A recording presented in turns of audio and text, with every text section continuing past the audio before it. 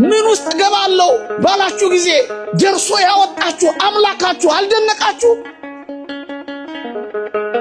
በመከራ ውስጥ የሚታወቅ እግዚአብሔር እንዴት ይደንቃል! በመከራዎች ውስጥ ወቁት ግዴላችሁ። ከክርስቶስ ጋር ከሆነ የብሱን ከመሄድ ይልቅ በባህሩ በታንኳው በማይበሉና በንፋሳት ውስጥ መሄዱ በጣም ይጠቅማል። በእርግጠኝነት ስለሚጠቅም ነው የወሰዳቸው ወገኖቼ። ምክንያቱም በዚህ ውስጥ የሚያውቁት ዕውቀት አለ፣ በዚህ ውስጥ የሚረዱት እውነት አለ፣ በዚህ ውስጥ የሚገባቸው ጸጋ አለ። አትጥሉት መነዋወጽ።